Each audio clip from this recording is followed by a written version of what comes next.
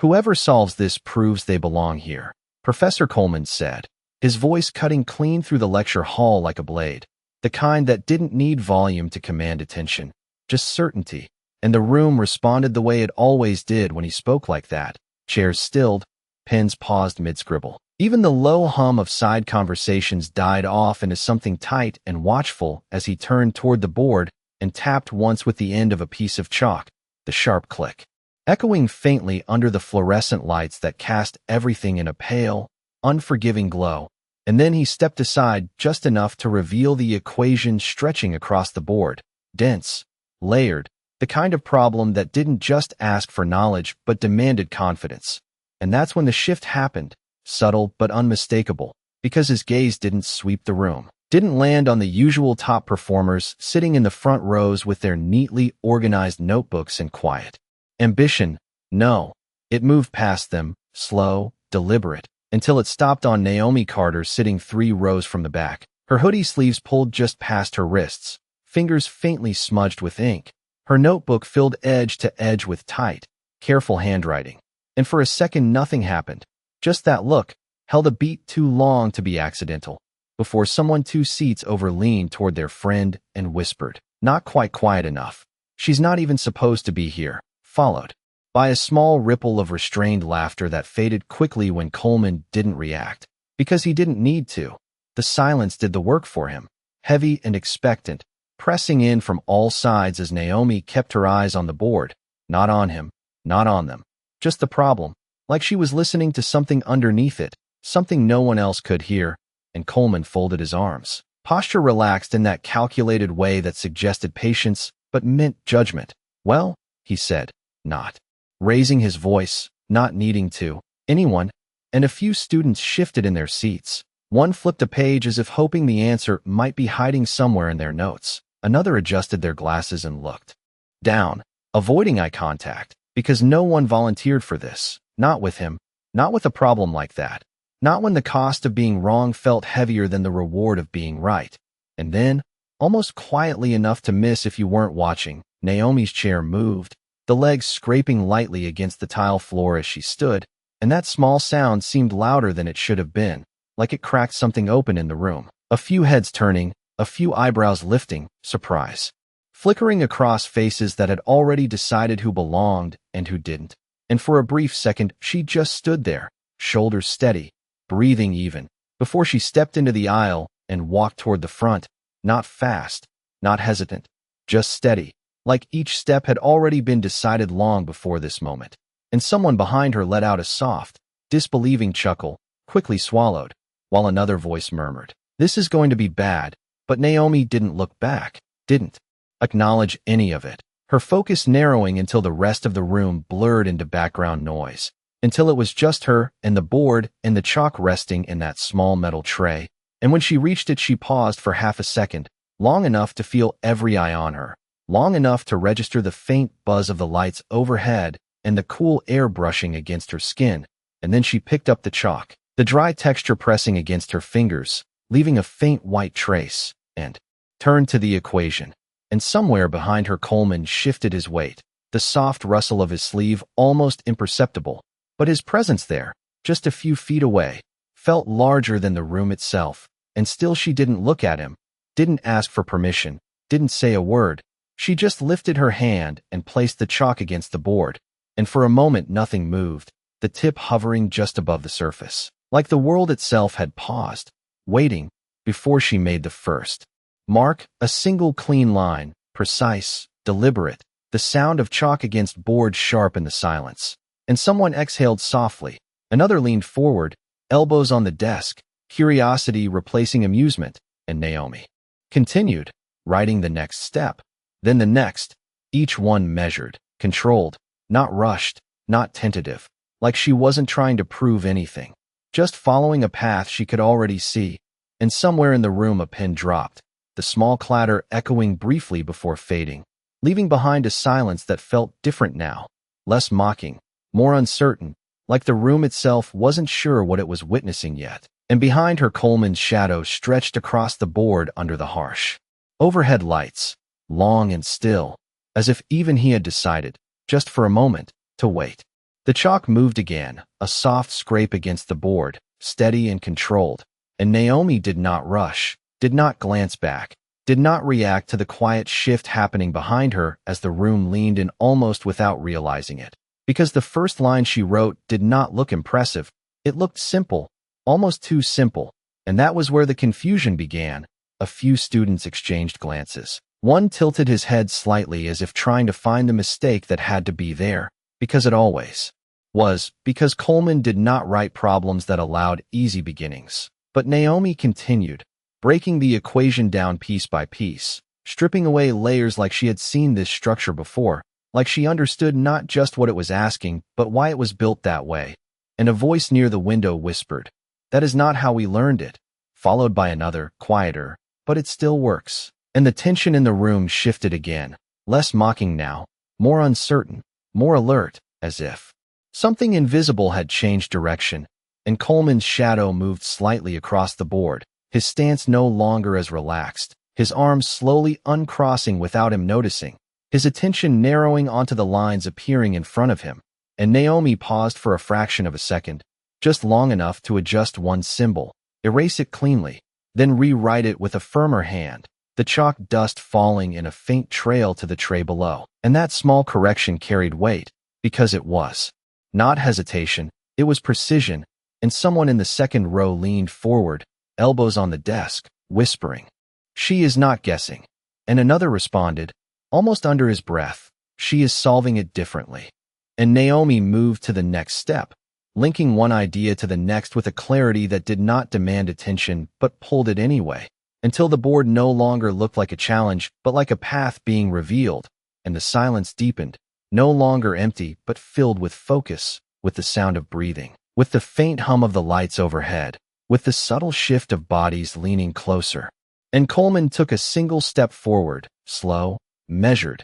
as if drawn in despite himself, his eyes tracing each line, searching for the break, the flaw, the point where it would collapse. But it did not come, and Naomi reached the midpoint of the equation and stopped, not because she was stuck, but because she was choosing, her hand hovering just above the board. And for the first time the room held its breath in a way that felt collective, shared, as if everyone understood that whatever came next would decide everything. And then she made her move, not the one expected, not the method taught in lectures, but a cleaner path, a direct connection that bypassed the complexity entirely. And the reaction was immediate, a quiet intake of breath, a chair shifting, someone whispering, "No way," because it should not have worked, not like that, not that clean, and yet it did, the logic holding, the structure aligning. And Naomi continued without acknowledging any of it, finishing the sequence step by step, her writing consistent,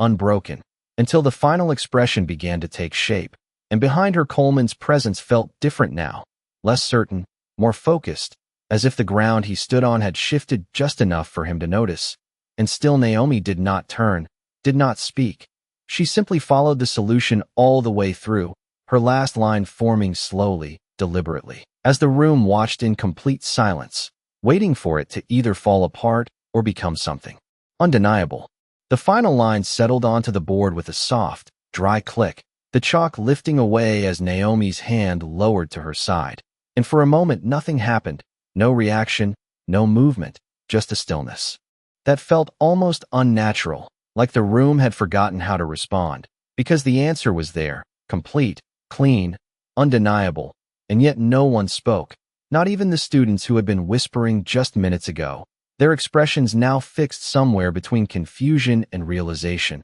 as if they were still catching up to what had just unfolded in front of them. And Naomi did not turn immediately. She simply stood there, eyes resting on the equation one last time, checking not for doubt but for completeness, her breathing steady, her posture quiet, as if this moment did not belong to anyone else but her. And behind her Professor Coleman took another step closer, slower this time, the sound of his shoes against the floor faint but distinct in the silence. His gaze locked onto the board, scanning each line, each transition, each decision, his mind moving through the solution with the precision of someone who had built his reputation on finding flaws, on identifying mistakes others missed. But the flaw did not appear, the break did not come, and that absence began to press on him in a way that was harder to ignore than any error, because it meant something he had not expected, something he had not accounted for. And a student near the front finally leaned toward his neighbor and whispered,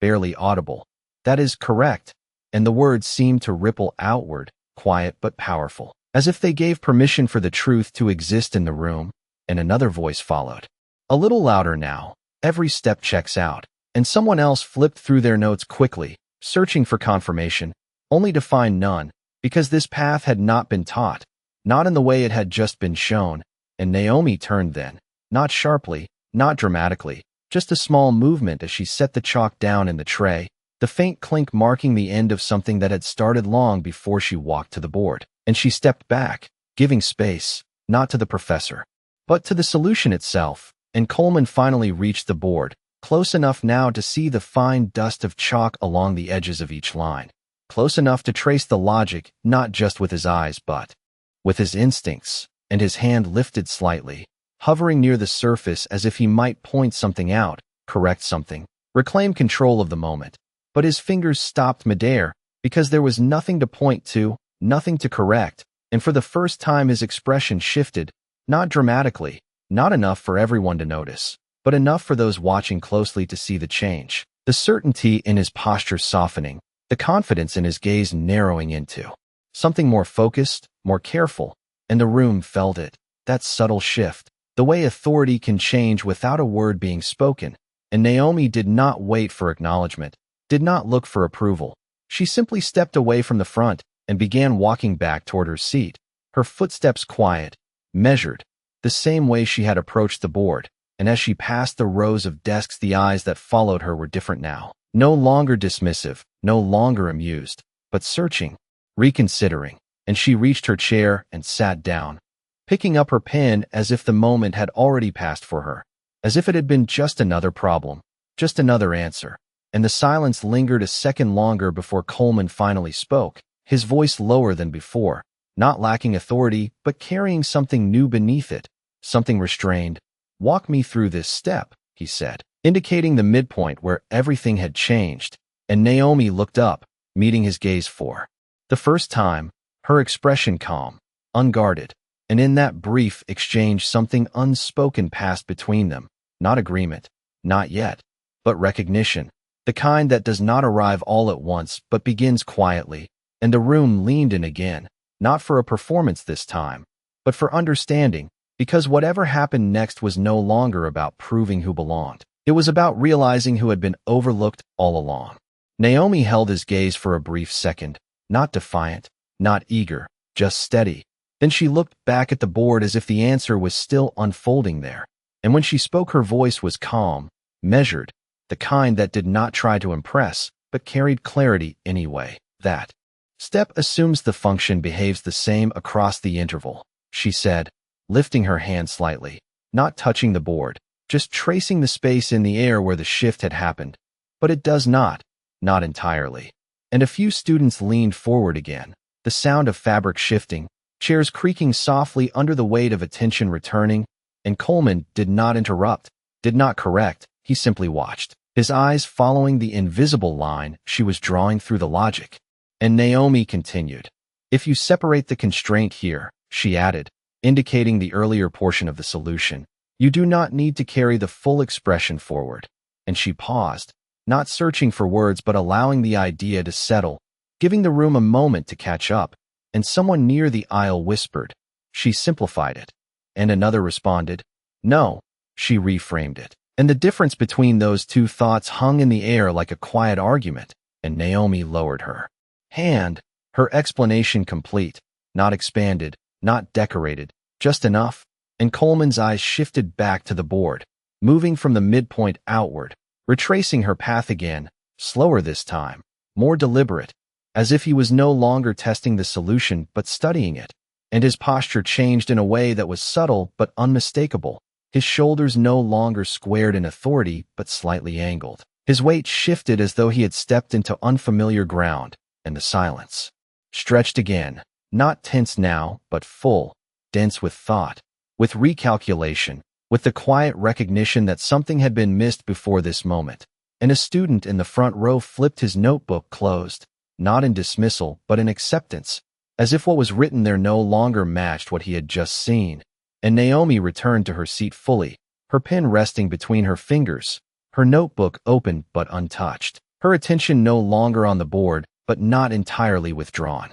either, like she was present without needing to prove it. And Coleman finally spoke again, but his voice carried a different weight now, less sharp, more measured. "That is not the method taught in this course," he said, not as a challenge, not as a dismissal, but as a statement. And Naomi nodded once, a small acknowledgement. "No, it is not," she replied, her tone even, and for a second the room seemed to wait for conflict, for correction, for the familiar return to hierarchy. But it did not come, because Coleman did not follow with critique. He did not dismantle her reasoning. He did not reclaim the space with authority. Instead, he looked back at the board again, longer this time, as if the answer there was asking something of him, something he had not considered before, and his hand moved slightly, not to erase, not to rewrite, but to hover near the final line, close enough to feel the faint texture of chalk dust still clinging to the surface. And the room watched him now the way they had watched her moments earlier,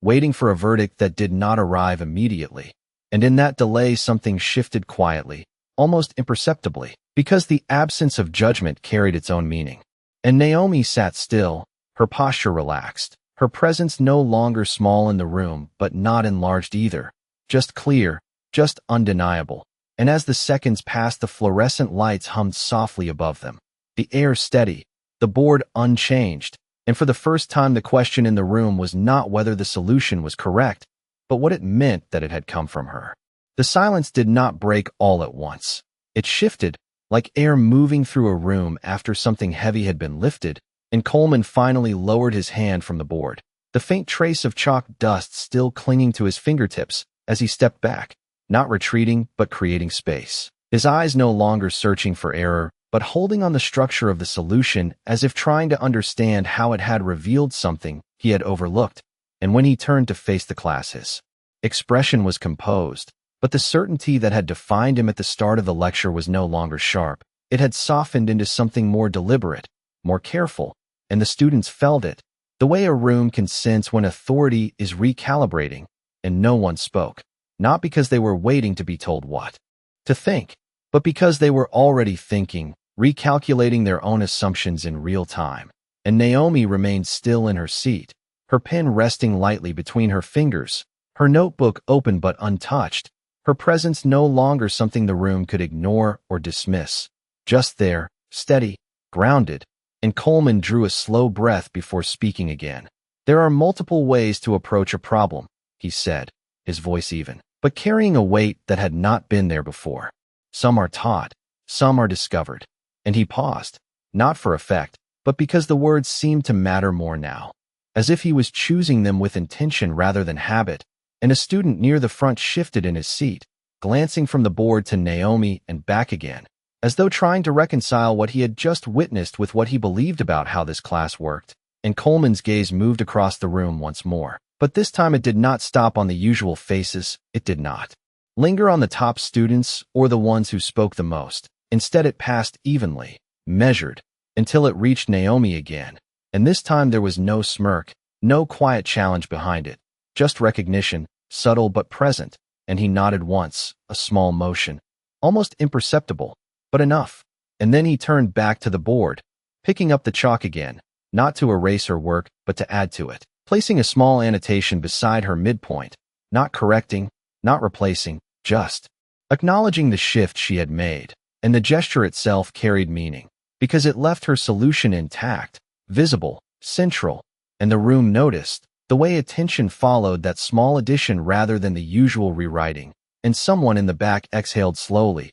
as if they had been holding their breath longer than they realized. And another student whispered, softer now, "He is keeping it." And that quiet observation spread through the room like a realization, because it meant the moment was not being undone, not being reframed into something safer or more familiar. It was being accepted. And Naomi looked up briefly, her eyes moving from the board to Coleman's hand, to the small mark he had added, and then back to the equation as a whole. And her expression did not change dramatically, but something in it settled, not pride, not relief, just a quiet confirmation that what she had done stood on its own. And Coleman set the chalk down again, turning back to the class with a posture that felt different now, less rigid, more open, and he said, "We will revisit this approach, not as a concession, not as an admission, but as a continuation," and the statement carried forward, extending the moment beyond this class, beyond this problem,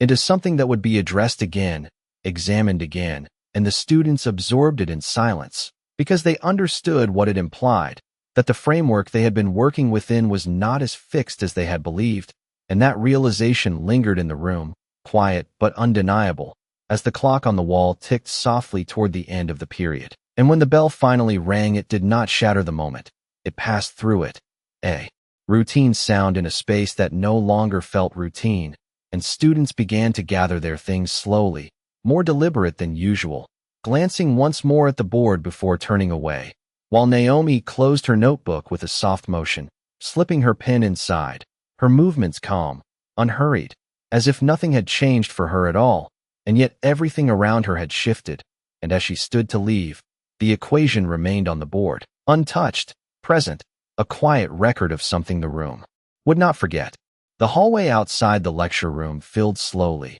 not with noise at first, but with a kind of restrained movement, students stepping out in small clusters, their conversations quieter than usual, as if something from inside had followed them out and settled between their words, and Naomi walked through it without stopping, her backpack resting lightly against her shoulder, her pace steady, neither hurried nor lingering, just moving forward like she always did, past the bulletin boards lined with announcements, past the vending machines humming softly in the corner, past the groups that shifted slightly as she passed, their eyes following her for a second longer than before, not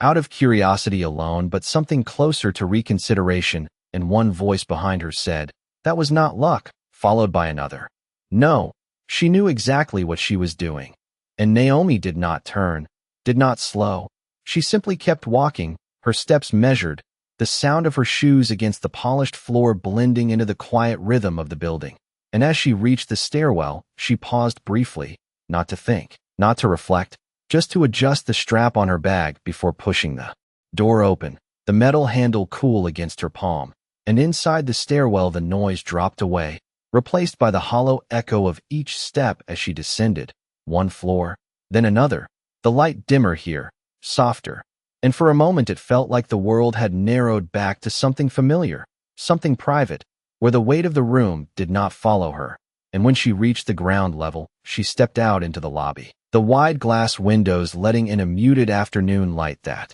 stretched across the floor in long, pale lines, and she crossed through it without hesitation, heading toward the exit doors, her reflection briefly catching in the glass. A flicker of movement that disappeared as quickly as it appeared, and outside the air was cooler, a light breeze moving through the open space between buildings, carrying the distant sound of traffic and conversation, and Naomi stopped near the edge of the walkway, not because she needed to, but because something in her routine had shifted just enough to make her aware of it, and she reached into her bag, pulling out a small notebook, worn at the edges, pages filled with tight, careful writing, and she flipped it open, her fingers moving to a page marked with a folded corner, the same equation written there in a different form, lines crossed out, rewritten, refined, and she looked at it for a moment, not with doubt, not with pride, just recognition, like seeing a path she had already walked, and behind her the door opened again,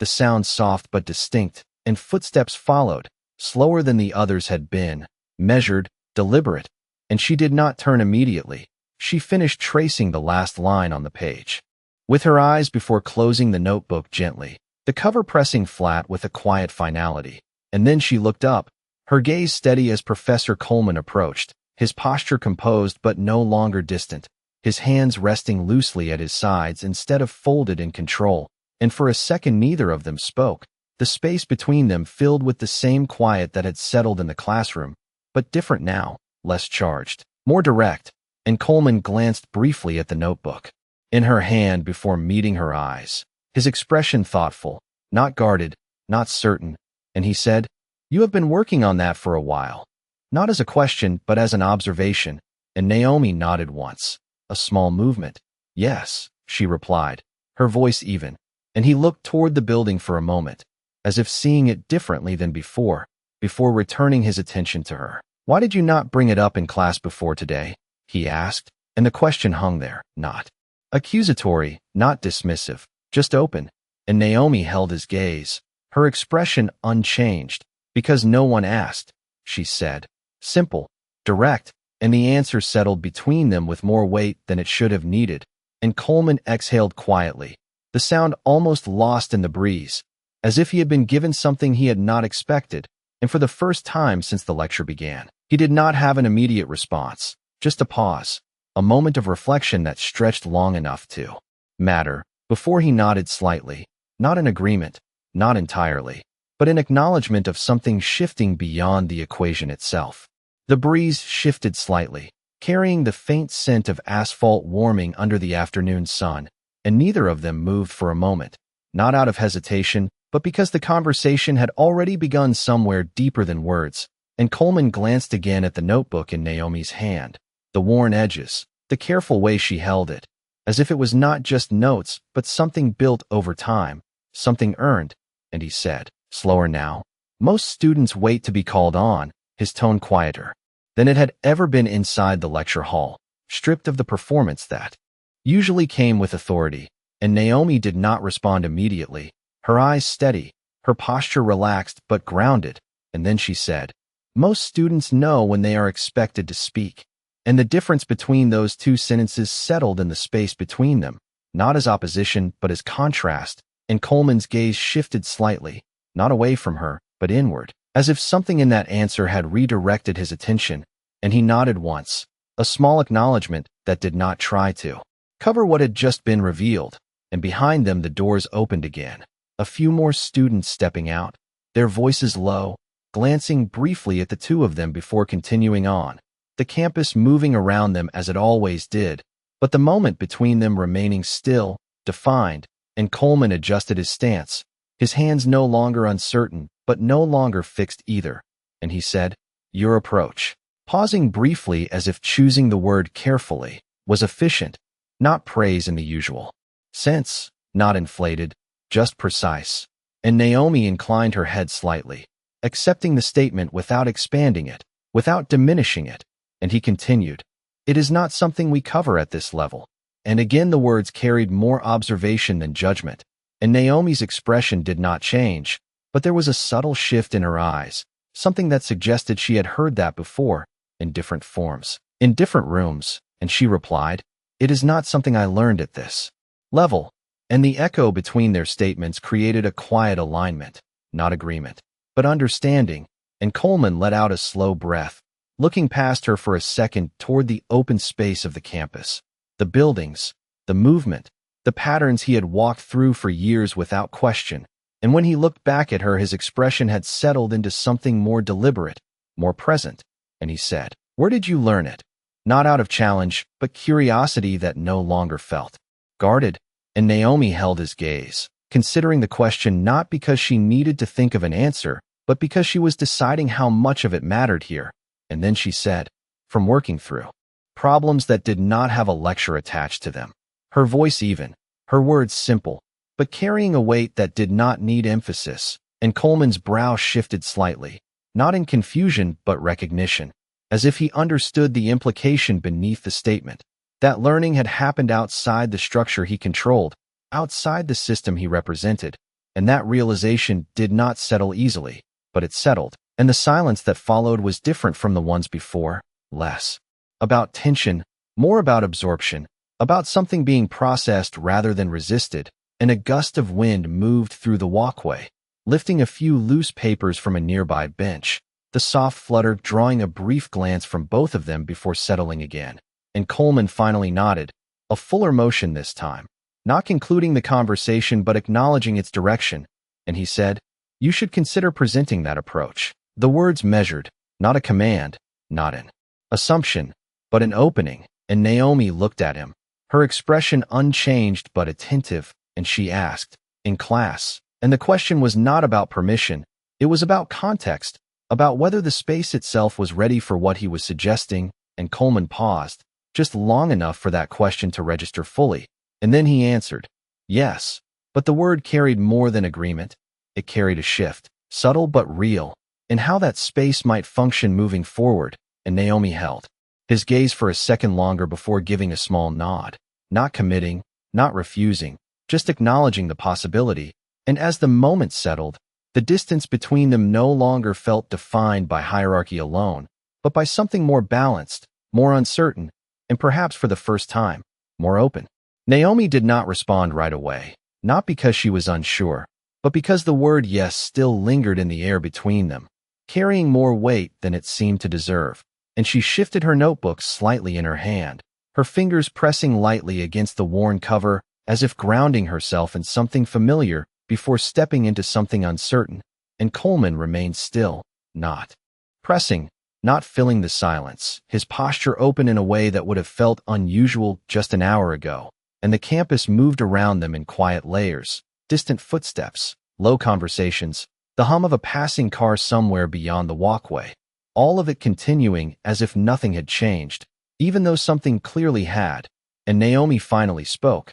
her voice calm but deliberate. People do not usually want to see something different in that room, and the statement was not defensive, not dismissive, just factual, shaped by experience rather than assumption, and Coleman's expression shifted slightly, not in disagreement, but in recognition of something he had not fully considered before, and he glanced briefly back toward the building, the lecture hall hidden somewhere inside it, before returning his attention to her. They will adjust, he said, but the words did not carry the certainty they once might have. Instead, they felt more like an intention than a guarantee, and Naomi tilted her head slightly, her eyes steady. Will they? She asked, not challenging him directly, but asking the question that mattered beneath everything else, and Coleman did not answer immediately, his gaze lowering for a moment as if he was measuring the space between what he believed and what he had seen, and the pause itself said more than a quick reply could have, and Naomi watched him quietly, not expecting an answer, not needing one, because the moment was not about proving him wrong. It was about seeing whether he understood what had just been revealed, and a group of students passed behind them, their conversation briefly louder before fading again, and one of them glanced back toward Naomi, a look of recognition crossing his face before he quickly looked away, as if unsure how to process what he had witnessed in the classroom, and Coleman exhaled slowly, his shoulders easing just slightly as he lifted his gaze again, and when he spoke this time his voice was steadier, but different, less about control, more about acknowledgement. They might not, he admitted, the words quiet but clear, and that admission settled between them with a weight that shifted the ground of the conversation, because it was not just about the students anymore. It was about the structure itself, the expectations, the patterns that had gone unquestioned for too long, and Naomi gave a small nod, not in agreement, but in recognition that he had stepped into that understanding, even if only partially, and she said, then it is not just about presenting it, her tone even, her words simple, but carrying a deeper implication, and Coleman held her gaze, understanding that there was more behind that sentence than what was spoken, that it pointed to something larger than a single solution on a board, something about who gets heard, who gets seen, and when, and the realization did not come all at once, but it was there, beginning to take shape, and he nodded again, slower this time, as if accepting that the conversation had moved beyond where he had expected it to go, and the space between them felt different now, not defined by roles alone, but by something more equal, more uncertain. And Naomi shifted her weight slightly, adjusting her bag on her shoulder, her posture signaling that she was ready to move on, not out of avoidance, but because the moment had reached its natural edge, and Coleman did not stop her, did not extend the conversation further. He simply watched as she turned slightly, preparing to leave, and for a brief second the light caught the edge of her notebook again, the worn cover, the quiet record of work done outside the room that had just begun to notice it. And as she took her first step away, the conversation lingered behind her, not unresolved, but unfinished, like something that would return, not because it was forced to, but because it needed to. Naomi took another step forward, then another, her pace steady as she moved along the walkway, the sound of her footsteps blending into the quiet rhythm of the campus. And she did not look back, not because she was dismissing the conversation, but because she had already said what needed to be said, and the moment behind her no longer required her presence to exist, and the breeze shifted again. Brushing lightly against her sleeves as she adjusted her bag higher on her shoulder, her fingers briefly tightening around the strap before relaxing. And around her the campus carried on, students crossing paths, laughter rising in small bursts, the distant hum of a passing bus echoing faintly between the buildings. All of it familiar, unchanged, and yet the weight she carried felt different now. Not heavier, not lighter, just altered in a way that was difficult to name. And she reached the edge of the quad where the concrete path curved toward the library, the glass facade reflecting the sky in muted tones. And for a moment she slowed, not stopping entirely, just enough to let her thoughts settle into something clearer, and she pulled the notebook from her bag again, flipping it open as she walked, her eyes scanning the lines she had written days before, the same equation, the same revisions, the same quiet persistence that had brought her to that board. And her thumb traced lightly along the margin where she had rewritten a key step 3 times, each version slightly different, each one closer to what she had shown in class. And there was no surprise in her expression, no sudden realization, just a quiet acknowledgement that the work had always been there, waiting for a moment that might never have come if she had not stepped forward. And behind her, far enough to feel distant but close enough to matter, Professor Coleman remained standing near the walkway, his posture still, his gaze following her path for a second longer than necessary before shifting back toward the building. And he did not move right away, not because he was unsure of what to do next, but because something in him had paused, recalibrating, and he turned slowly, looking at the campus with a perspective that felt slightly misaligned, as if the structure he had relied on was no longer as fixed as it once seemed. And the echo of her words lingered, not just what she had said, but how simply she had said it. And the absence of expectation in her tone left space for something he had not been forced to consider before. And he exhaled slowly, his breath steadying as he adjusted his jacket, his hand brushing lightly against the fabric before dropping back to his side. And then he began to walk. Not toward her, not toward the classroom, but along the same path in the opposite direction, his steps measured, deliberate, as if each one carried a thought he had not yet finished. And Naomi continued forward, nearing the library doors now, the automatic sensors catching her movement as the glass panels slid open with a soft mechanical sound. And the cooler air inside met her as she stepped through, the shift in temperature subtle but noticeable, and she moved toward a table near the window, setting her bag down and opening her notebook again, her pen already in hand, as if the conversation outside had not interrupted her work but extended it. And she began to write, not repeating what she had done on the board, but refining it, adjusting a line, reconsidering a transition, her focus narrowing once more into that quiet space where problems became patterns and patterns became understanding. And around her the library remained calm, pages turning, keyboards tapping softly, the world continuing in its steady rhythm. And outside, beyond the glass, the campus stretched on, unchanged in appearance, but carrying within it a moment that had begun to shift something deeper, something that would not resolve all at once, but had already started to move. The pen moved steadily across the page, the faint scratch of ink against paper blending into the low ambient hum of the library. And Naomi did not look up, not when someone walked past her table, not when a chair shifted nearby, not even when a book dropped softly 2 rows over, because her focus had narrowed again into that quiet space where everything outside became distant. And the equation in front of her was no longer the one from the board. It had evolved, adjusted, expanded into something more refined, each line carrying the imprint of thought rather than reaction. And her fingers paused briefly at the margin before she drew a small line, crossing out a portion she no longer needed, the motion clean, intentional. And then she rewrote it, slower this time, not correcting a mistake, but choosing a better path. And the light from the window beside her stretched across the table, catching the edges of the notebook, illuminating the texture of the paper, the faint indentation of previous notes pressed into the page beneath. And outside the glass the campus moved in soft layers, figures passing, shadows shifting, the day continuing as if nothing had changed, and yet inside that quiet corner something had shifted in a way that was still unfolding, and across campus. In a smaller office tucked along the second floor of the same building Naomi had left earlier, Professor Coleman stood by his desk, the blinds half open, letting in a narrow band of light that cut across the room, and he had not sat down since returning, his jacket draped over the back of the chair, his sleeves rolled just slightly as he looked down at a sheet of paper spread across the desk, the same equation written again, but this time in his own hand,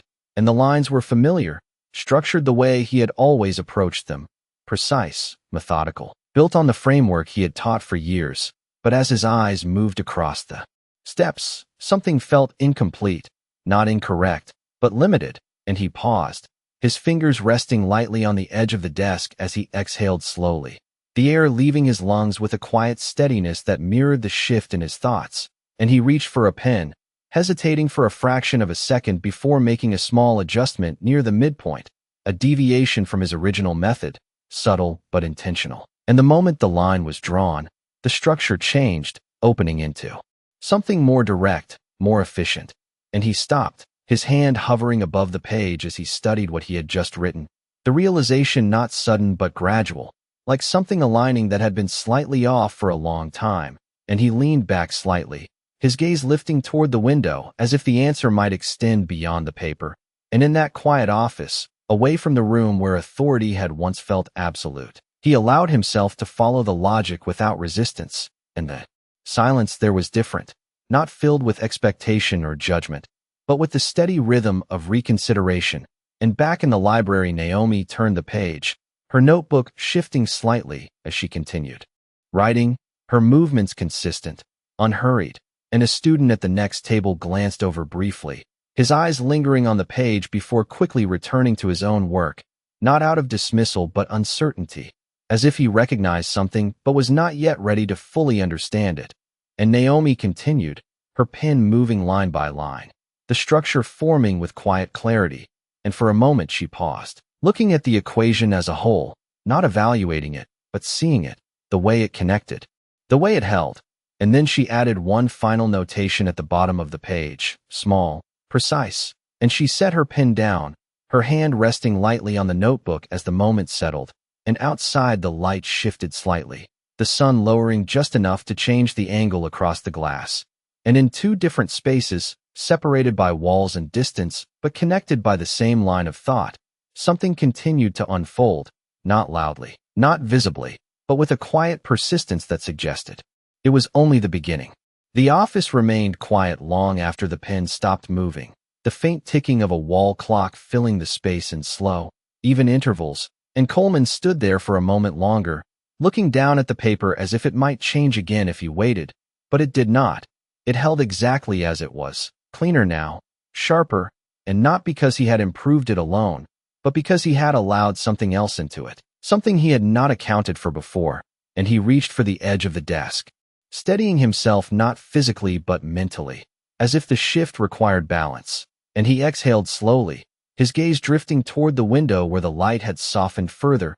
casting longer shadows across the floor, and for the first time in a long while he felt something unfamiliar in that room, not uncertainty exactly, but awareness, the kind that arrives when something fixed begins to move. And it did not come with resistance this time. It came with clarity, and he picked up the paper. Again, holding it slightly higher, studying the transition point where his method had changed, where her approach had entered, and he traced it once more, slower, deliberate, and there was no denying it now. It was not just efficient, it was better, and that realization did not challenge him the way it might have before. It settled into him, reshaping something deeper than pride, and he placed the paper down carefully, aligning it with the edge of the desk, a small, controlled motion that reflected the way he was beginning to reorganize his thinking, and he turned then, moving toward the door, his steps measured but purposeful, not rushed, not hesitant, just directed, and across campus the library remained steady in its quiet rhythm. Naomi still seated at her table, her notebook open, her pen resting just above the page as she read through what she had written, her eyes scanning each line not for validation but for consistency, and she paused at the final notation she had added, considering it for a moment before underlining it once, lightly, a small mark that completed the thought. And she leaned back slightly, her shoulders easing as the work settled, and the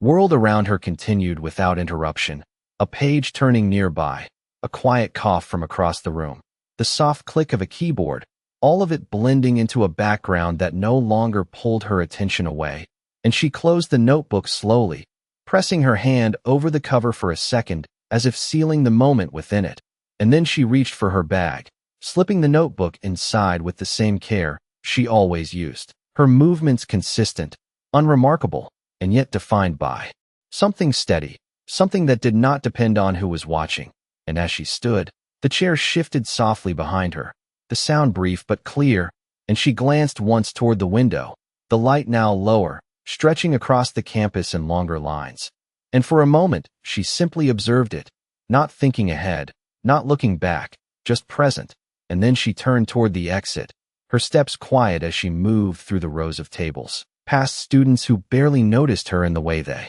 always had, and yet not entirely the same, because something had changed even if it had not fully surfaced yet. And outside the building the air had cooled slightly, the late afternoon settling into early evening. And she stepped into it without hesitation, her path clear, her pace steady, and somewhere behind her, in a different part of the same campus, a door opened, and Coleman stepped into the hallway, the paper no longer in his hand but the shift still with him. And as he walked, the echo of that moment in the classroom followed, not as a challenge now, but as something that needed to be carried forward, something that would not stay contained to a single equation, a single class, or a single day. And though neither of them spoke again in that moment, the distance between their paths no longer felt fixed, but quietly, undeniably, in motion. The next morning arrived without announcement, the campus waking slowly under a pale gray sky, the air cooler, quieter, as if holding on to something from the day before,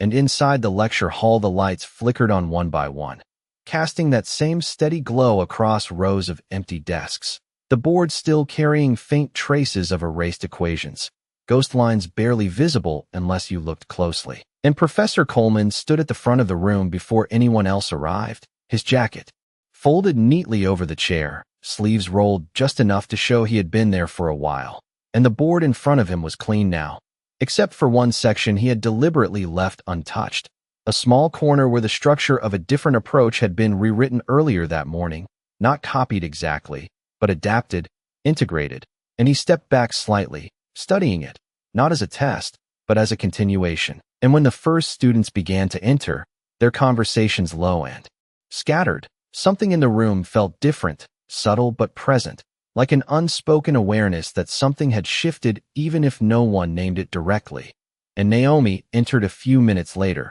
her pace steady, her notebook tucked under her arm, her eyes moving briefly across the room before settling into her usual seat. And as she sat down she noticed the board, not immediately, not dramatically, but in that quiet, observant way she carried, her gaze pausing just long enough to register the difference, the added structure, the altered path. And she did not react outwardly. She simply set her notebook on the desk and opened it, her pen already in hand. But something in her attention sharpened, focused, as if she recognized the continuation before it was spoken. And Coleman waited until the room settled, until the last chair stopped shifting, until the quiet returned in that familiar, expectant way. And then he turned toward the class, his posture composed, his presence steady, but not the same as before, not rigid, not distant. And he said, "Yesterday, we approached a problem from more than one direction," his voice even, but carrying a different kind of weight,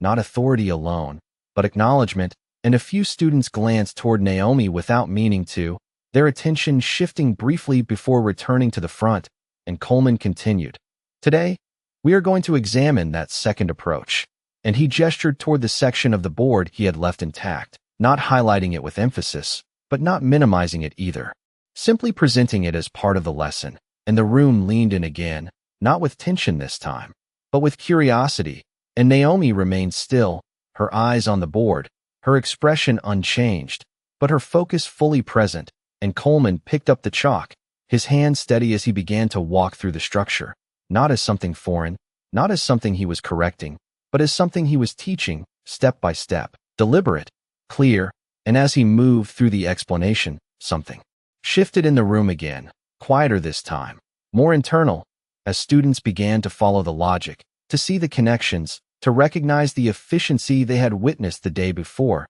and a voice near the middle row whispered, "That is the same path." And another responded, "He is using it." And the realization spread, not loudly, but steadily, and Naomi listened, not with surprise, not with validation, but with attention, her pen moving occasionally across the page, not copying, but refining, aligning what she had already done with what was now being acknowledged in the open. And Coleman paused at the midpoint, the same place where everything had changed before, and for a second he did not speak. He simply looked at the board, then at the class, and then, briefly, toward Naomi, not holding the gaze long, not making it a moment, but enough, and he said, "This step requires a different kind of awareness." His tone measured, and the words carried meaning beyond the equation itself, and the room absorbed it, quietly, as the lesson continued. And something that had once existed outside the structure had now begun to move within it.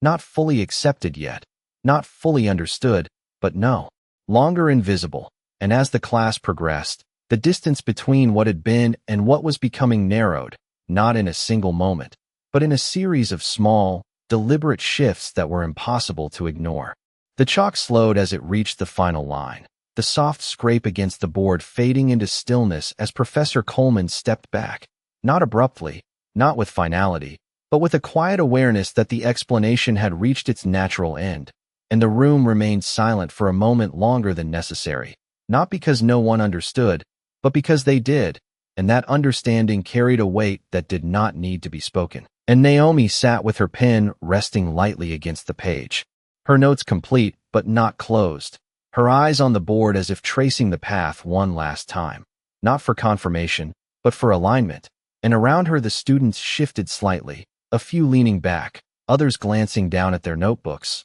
the quiet movement of thoughts settling into place, and Coleman let his hand fall to his side, the piece of chalk still between his fingers, and he looked at the class, not scanning for answers, not measuring participation, just observing, as if the room itself had become something to learn from. And then he said, "Understanding does not always arrive where we expect it," his voice steady, carrying neither distance nor authority alone, but something more reflective, and the words lingered, not as a conclusion, but as an opening, and a student near the front nodded slightly, almost to himself, while another tapped his pen lightly against the desk, not out of impatience, but habit, as if grounding what he had just absorbed. And Naomi closed her notebook slowly, pressing the cover flat with her palm, the motion quiet but deliberate, and she did not look around, did not wait for acknowledgement. She simply gathered her things with the same calm precision she always had, and as the bell rang, the sound moved through the room without breaking the moment, students rising, chairs shifting, bags lifted, but the usual noise felt softer, more measured, and as they began to leave, a few glanced once more at the board, at the structure that now felt familiar in a way it had not before, and Naomi stood, her bag resting against her shoulder, her posture steady as she stepped into the aisle, moving forward without hesitation. And as she passed the front of the room, Coleman's gaze met hers briefly, not lingering, not formal, just a small moment of recognition, and he gave a slight nod, the kind that did not claim ownership of what had happened, but acknowledged it, and Naomi returned it just as simply, a quiet exchange that carried more than words could have. And then she continued on, stepping out into the hallway where the light felt different, brighter now, and the sounds of the campus returned in full, conversations rising, footsteps echoing, the world continuing as it always did, and yet something within it had shifted, not loudly, not visibly, but in a way that would not easily reverse. And back in the classroom, Coleman remained for a moment longer, looking at the board, at the lines that now represented more than a solution, and he set the chalk down carefully, the small sound marking the end of something and the beginning of something else, and he turned toward the window, the light stretching across the floor, and for a brief second he allowed himself to stand in that quiet, not as the one who defined the space, but as someone who had finally seen beyond it. And outside, Naomi walked forward without looking back, her steps steady, her path clear. Not because the world had changed around her, but because she had never needed it to. And somewhere between the board and the doorway, something had been revealed, not just about a problem, but about who had been overlooked, and for the first time, that silence had been broken without a single word raised. Only a truth placed clearly enough that no one could ignore it.